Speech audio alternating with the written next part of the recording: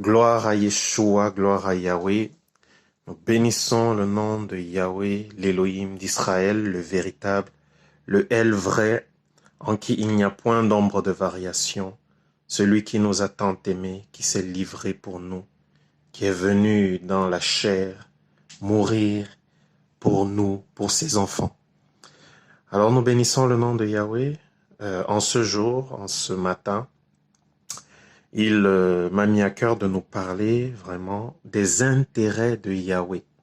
Alléluia. Les intérêts de Yahweh.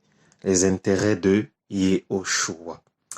Alors, pour illustrer notre enseignement, on va prendre un passage dans le livre des Juges au chapitre 4. Il ne sera pas long.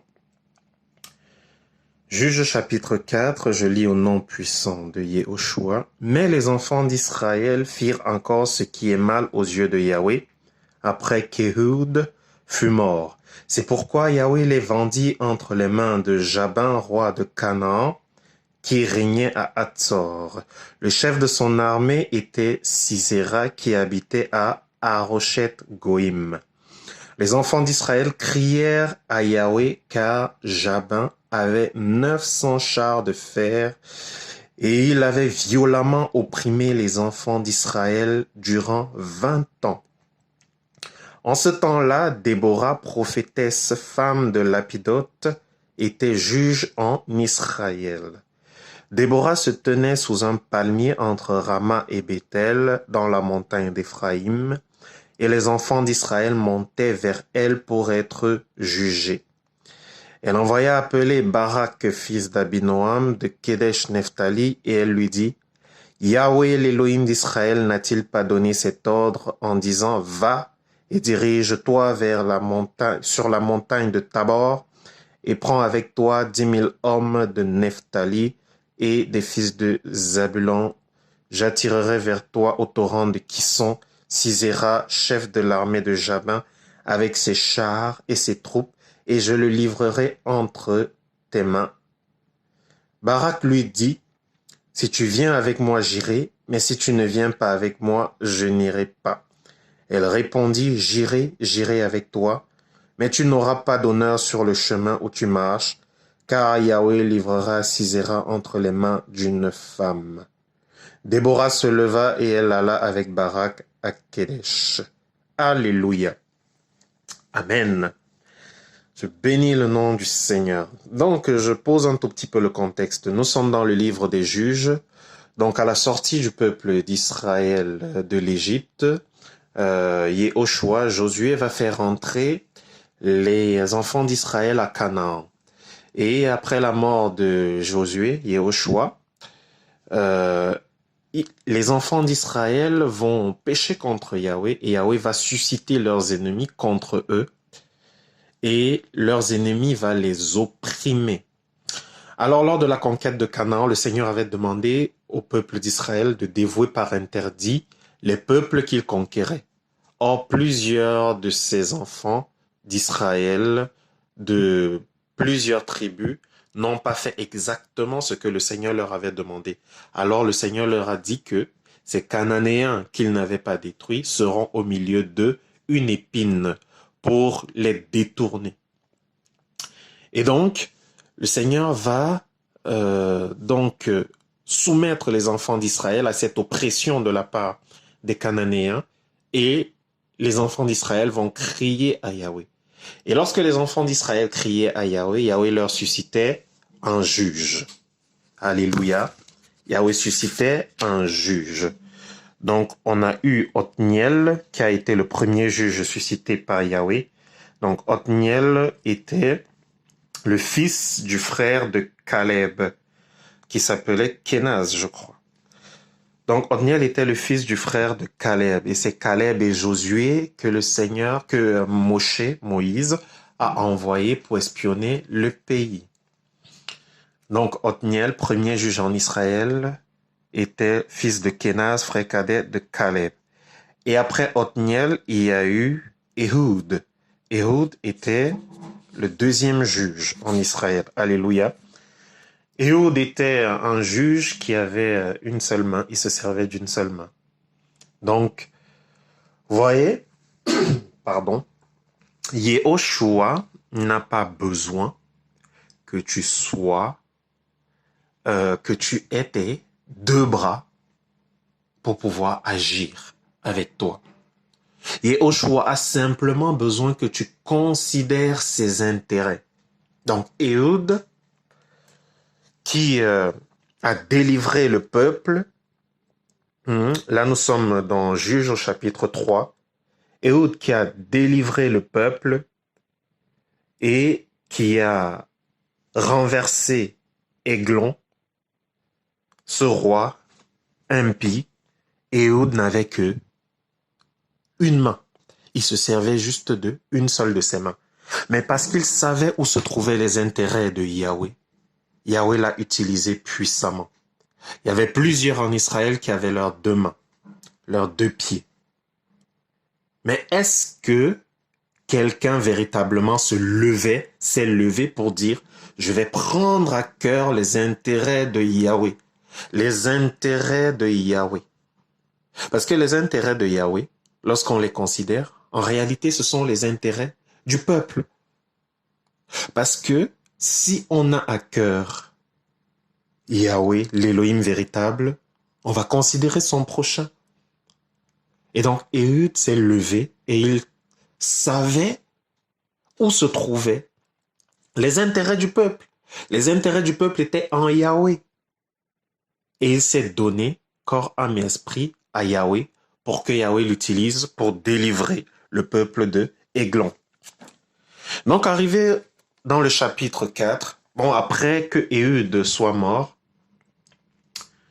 il y a eu un autre juge, en la personne de Shamgar, fils d'Anath, qui a battu 600 Philistins avec un aiguillon à bœuf.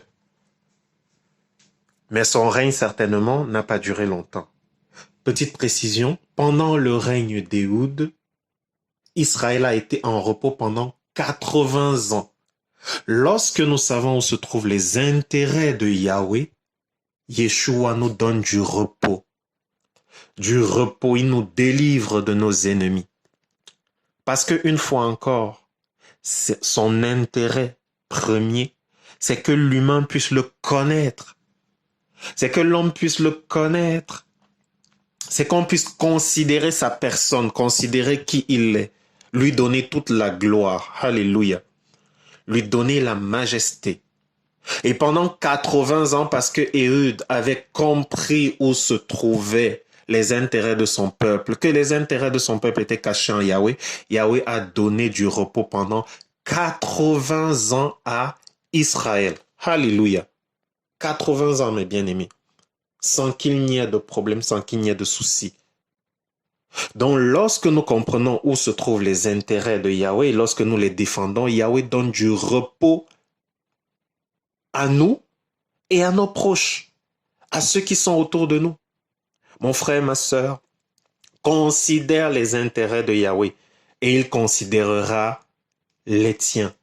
Occupe-toi de l'œuvre de Yahweh. Premièrement, de son œuvre dans ton cœur, en priant chaque jour, en méditant sa parole. Occupe-toi de ses intérêts, en cherchant à le connaître davantage, en cherchant à le faire connaître à ceux qui ne le connaissent pas. Et Yahweh s'occupera de toi. Il le dit d'ailleurs dans le livre de Matthieu, au chapitre 6, au verset 33. Recherche premièrement le royaume d'Élohim et sa justice, et toutes ces choses vous seront données par-dessus. Alléluia. Premièrement, le royaume d'Élohim et sa justice, et toutes autres choses seront données par-dessus. Considérez les intérêts de Yahweh. Alléluia. Donc nous voici avec, dans le livre de Juges au chapitre 4, dont les enfants d'Israël vont encore faire ce qui est mal aux yeux de Yahweh. Après que Ehud soit mort, et Yahweh va les vendre, nous dit la parole, dans les mains de Jabin, roi de Canaan, qui régnait à Hatzor. Et le chef de son armée était Sisera. Et la parole nous dit qu'il avait 900 chars de fer et il a violemment opprimé les enfants d'Israël durant 20 ans. Voici un peuple qui a eu du repos pendant 80 ans.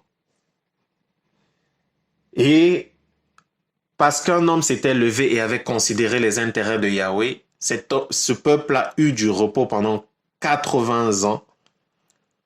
Mais parce que leur cœur s'est détourné de Yahweh, le peuple a été livré à la servitude de ses ennemis pendant 20 ans. 20 ans de servitude. Mes bien-aimés, frères et sœurs, considérons les intérêts de Yahweh et il considérera les nôtres. Approchons-nous de lui et il s'approchera de nous. Alléluia. Recherchons premièrement son royaume, sa justice, ses intérêts. Marchons avec fidélité dans ses voies et il nous honorera, le Seigneur, l'Élohim véritable d'Israël. Alléluia. Donc pendant 20 ans, ils vont être opprimés, oppressés. Alléluia.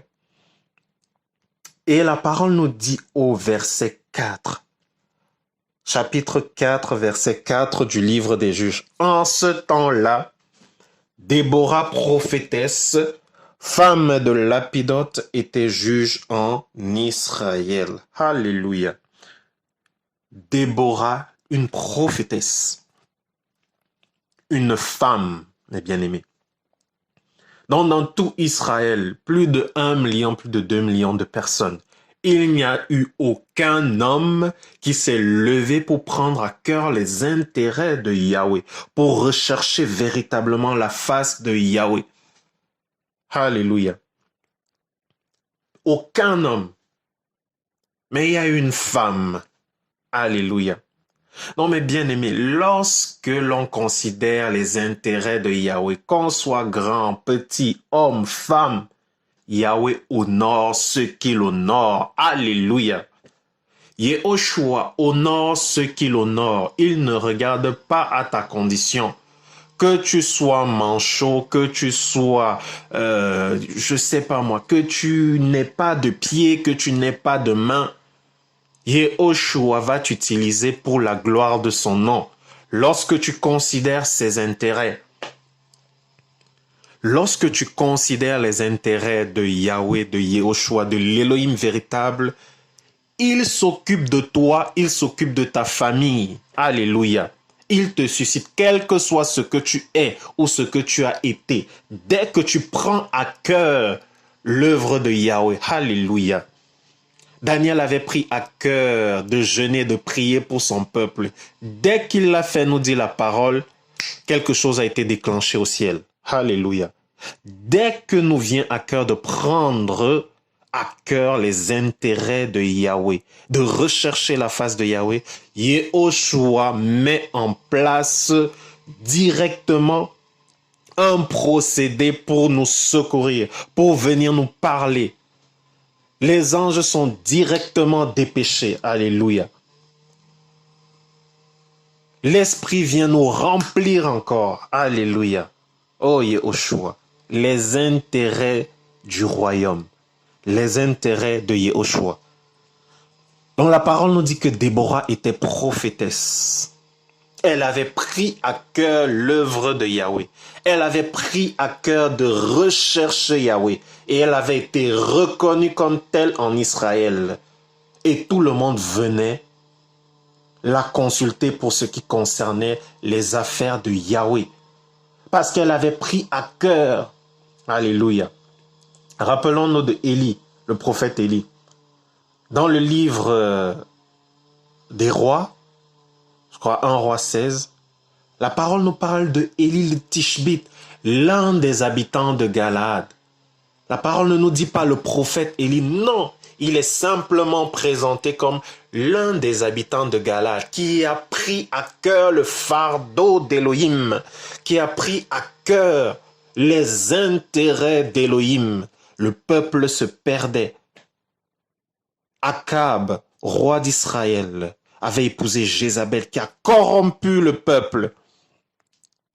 Elle a corrompu le peuple Et comme elle a corrompu le peuple avec ses prophètes de Baal, Yehoshua, Yahweh a suscité un homme, pas un prophète, nous dit la parole, un homme, Élie le Tishbite, l'un des habitants de Galaad.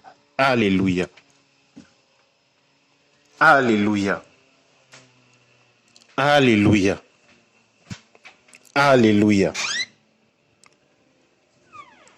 Élie le Tishbite, l'un des habitants de Galaad, sera ainsi suscité par Yahweh pour pouvoir délivrer le peuple des prophètes de Baal et des Astartés. Alléluia. Donc lorsque nous considérons les intérêts du royaume, Yehoshua considère également nos intérêts. Amen. Élia, le Tishbite, l'un des habitants de Galaad. Ici, nous sommes avec Déborah.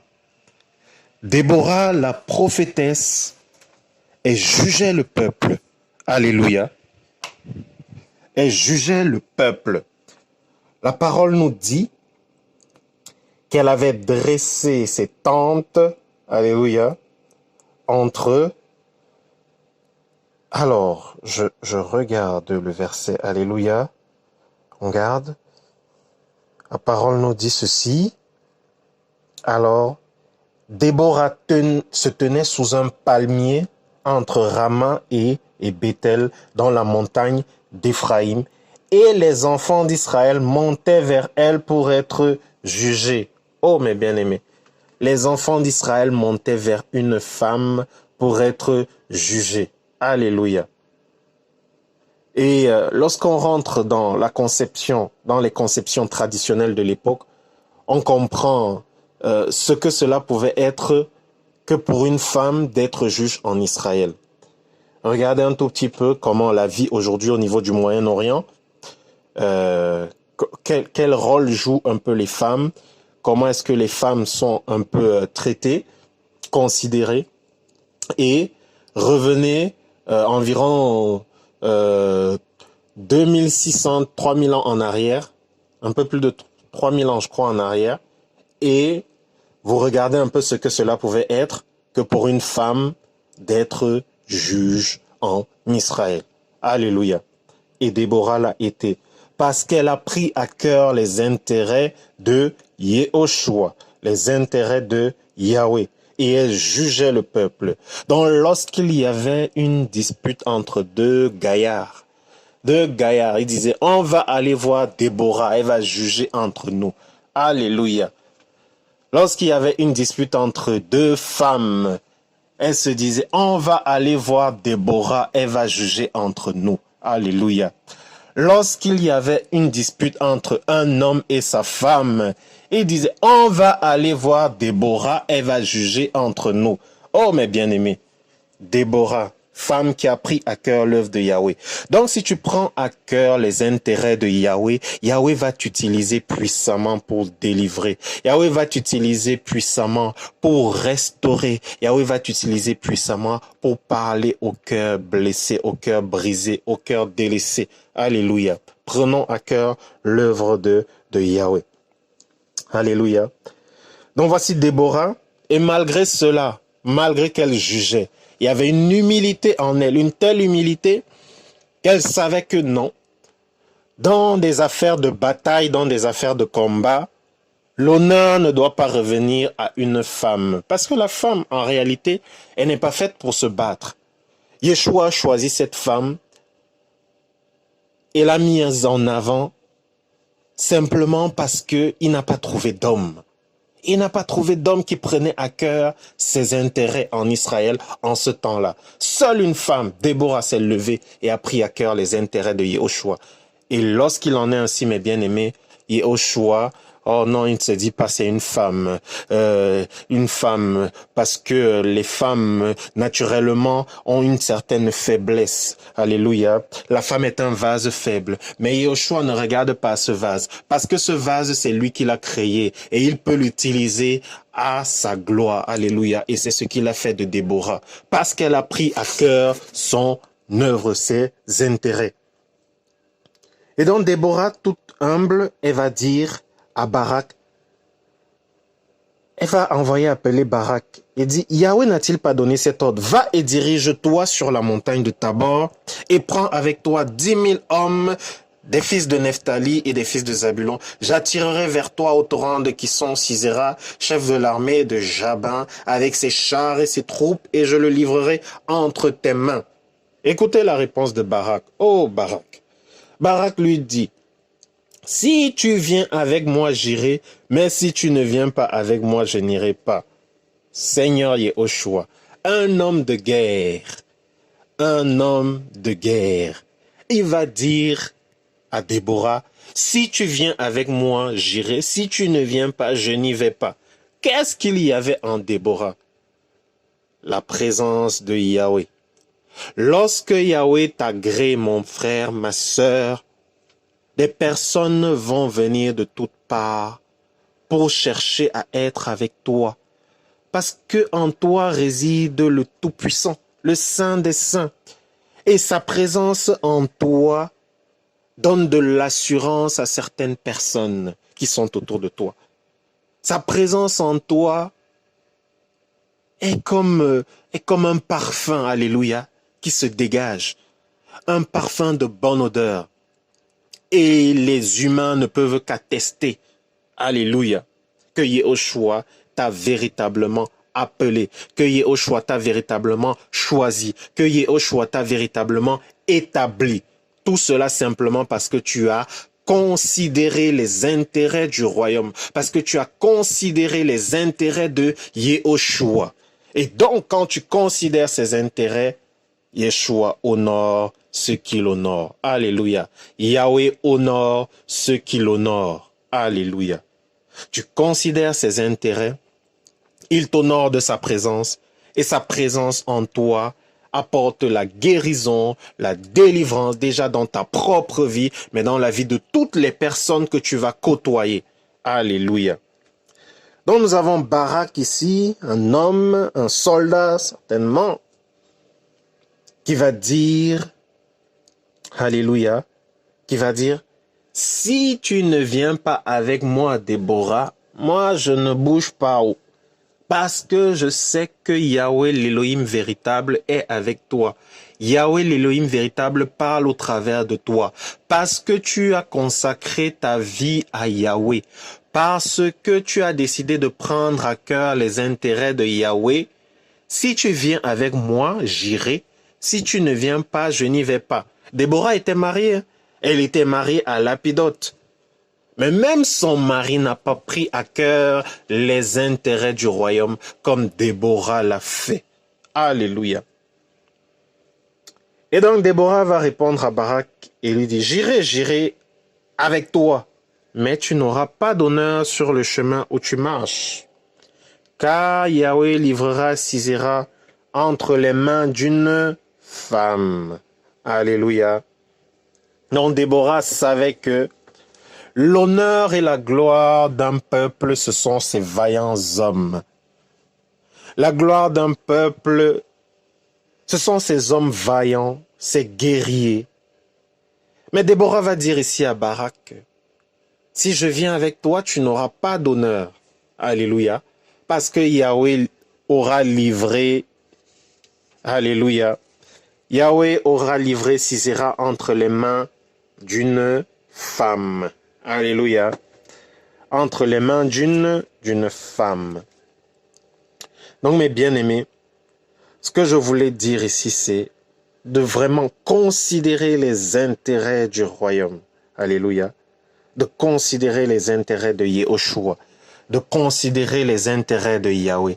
Et Yahweh, l'Élohim véritable, qui ne sommeille ni ne dort, qui ne ment point, il t'honorera. Si tu considères les intérêts de Yehoshua, si tu humilies ton cœur à le rechercher véritablement, il te parlera. Il te dira ce qu'il en est concernant ta famille, concernant tes amis, concernant ton travail, concernant ce temps-ci dans lequel nous vivons et concernant ce que tu dois faire ou ce que tu ne dois pas faire. Alléluia.